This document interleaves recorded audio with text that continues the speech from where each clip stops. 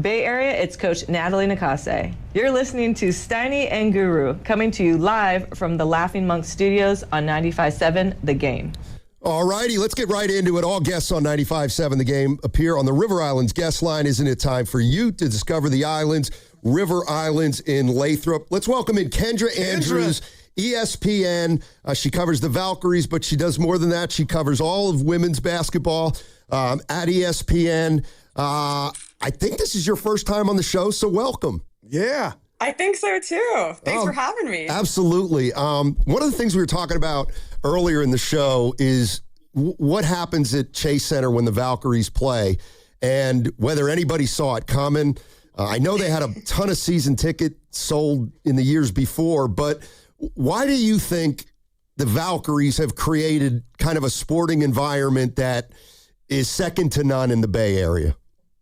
Yeah, I mean, I think you guys know how rich the sports culture is in the Bay Area, and I think that goes for men's and women's sports. We see like the women's soccer team, how they've been embraced as well. So I think the Bay Area is just a hub for sports. I think it's a place that celebrates, everyone's different backgrounds, but also, I mean, major props to the Valkyries marketing team, right? I think that they did such a good job from the Violet that they had to the rollout last season and getting fans so excited about their players. I don't know if you guys have been to a game at Chase Center for a Valkyries game. It's incredible. It's incredible. Like they really, someone told me once, they're like, we want to make it, yes, it's in San Francisco, but we want to make this feel like the Bay. We want it to feel like Oakland. We want it to feel like South Bay a little bit because each of those corners of the Bay, like they have such different vibes.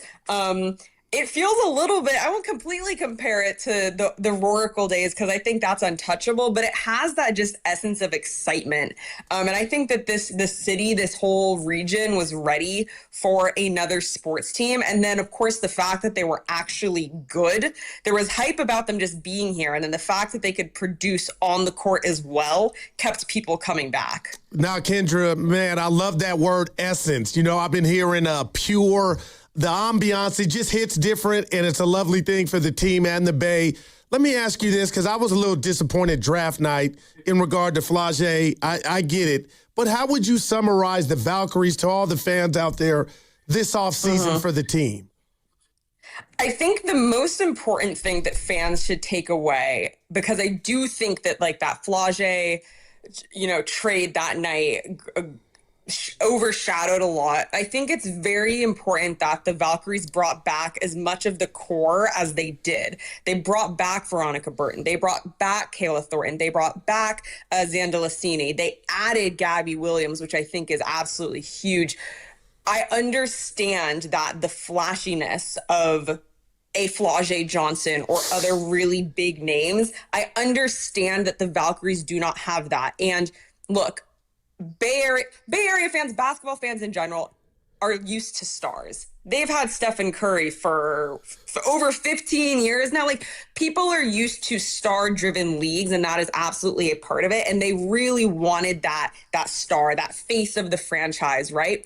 But I really think that what's important for the Valkyries as they head into their second season is that they continue to build on the foundation that they laid the first year, because they were starting from scratch. They had no one. They had to film an identity. They had to learn how to play with each other because most of, if not all of the players, they'd never played together before.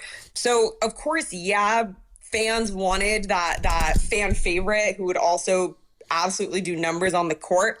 But I think the fact that they brought back so many core pieces is really big. And I really do think that Gabby Williams, she was DYOP overseas in Europe. She was, I believe, third in DYOP or DP, whatever, Defensive Player of the Year awards in the W last season. This is a defensive-minded team. She is one of the best defensive guards in this league.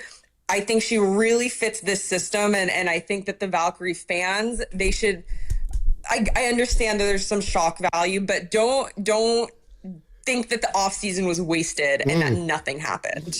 Kendra Andrews joining us on 95.7 The Game. She covers the Valkyries and the WNBA for ESPN. I just want to ask you, do you think Flauge is going to be a star? I mean, I had the pleasure. I had the pleasure of spending a couple days with her out in Louisiana during her senior year, and she is a star. Now, what that translates to in basketball is, of course, yet to be seen. She's an incredibly talented player. She's a great star. But you guys know, like, when you have a star, there's something about their aura that is just different, and she has that aura around her. You look at, again, to compare to, and you look at an Ant Edwards. There's a reason why everyone was saying, oh, Anthony Edwards is the next superstar of the NBA, because he's good and he has the personality to take that on. That's what being a superstar is. So again, she hasn't even played one real WNBA basketball game, not counting preseason. So we'll see what her career does. But in terms of just the aura, the flashiness, the pizzazz, I mean, she has more of that than I could ever personally imagine having in my personality. No doubt. Let me ask you this, because it's kind of hard, right? It was such a magical season. It birthed the playoffs in their first season, Kendra. I mean, what are the expectations this year? Do you just say, oh, you got to make the offs? How are you looking at it?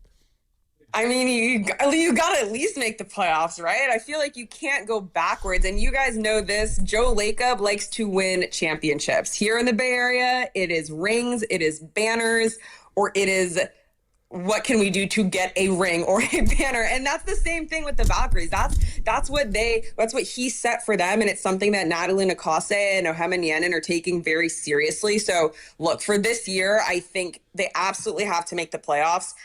It's not championship or bust. It's only their second season. You also have to look at how competitive the WNBA is now too. You're adding 2 more teams to the whole group. So more and more teams will miss the playoffs because it's just math. You have teams like the Aces, the Liberty, that are those are probably the title favorites right now. You have the Atlanta Dream, who brought back their entire core, added an Angel Reese.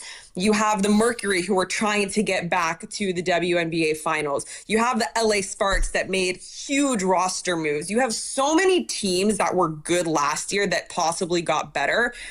And so, look, the Valkyries, I think they really need to compete and make the playoffs again. And I think for them to prove that they've taken that step forward, they have to win in the playoffs. I don't know if that's a series. I don't know if that's one game.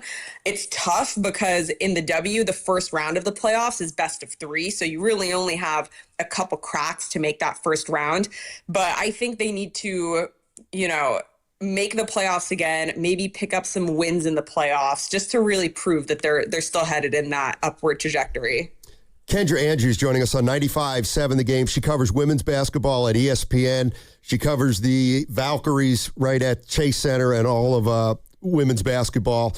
Do you think, you talked about Joe Lacob, and is Natalie Nakase facing, does she have more pressure on her than let's just say the run-of-the-mill WNBA coach in season number 2?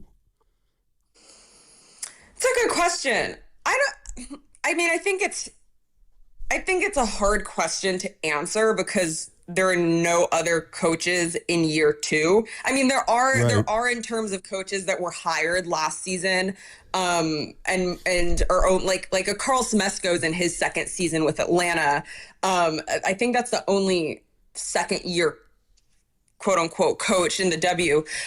So yes and no, because she started from ground zero last year. So I don't think that, if the Valkyries don't make the playoffs this year, Natalie Nakase is on the hot seat. I do not think that is true at all.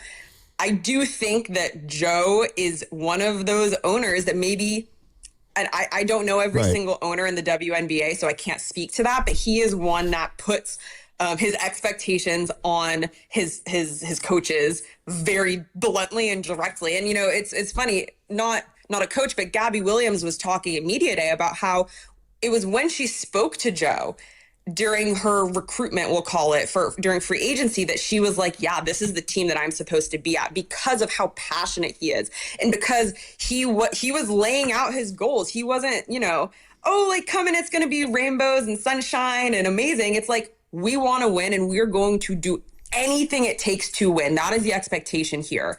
And so when it comes to Natalie, that's absolutely the expectation that's being put on her.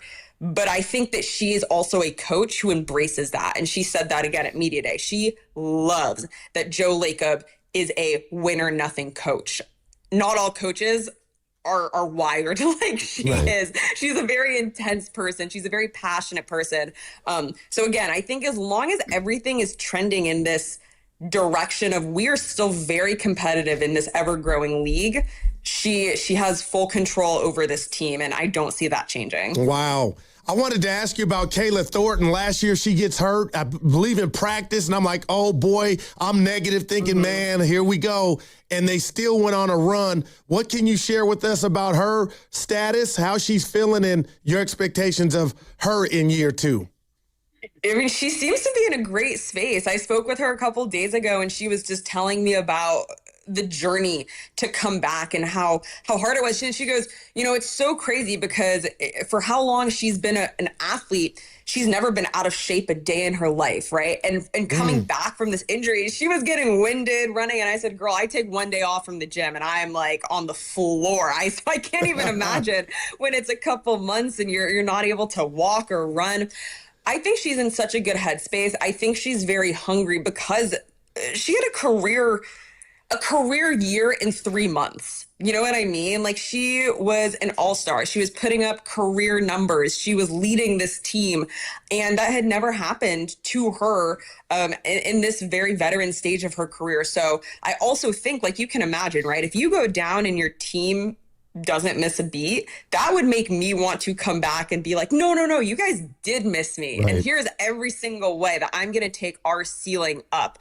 So, I mean, even going back to like the very first question you asked about the offseason, even getting Kayla Thornton back is kind of getting a new player because they were without her for the last, it was after All-Star. So August, September, the last 2 months of the season, 2.5 months of the season, they were without her. And so I think that that's going to give the Valkyries a really, really good boost. And if Veronica Burton and Kayla Thornton can be who they were at opposite ends of the season at the same time, let's go. I think that that's going to make this a dangerous team. Kendra Andrews, ladies and gentlemen. Kendra, thank you so much for joining us, and we'd love to check in over the course of the season for Kendra, sure. Real quick, I got to sneak in the Warriors lottery. My man, he gets mad because I'm excited, but they need it, right? Make something happen. There you go. Oh my God! Yeah, let me call up the lottery people right now and ask them to throw a couple extra. Why do I feel like that's a possibility? Somebody would answer anyway.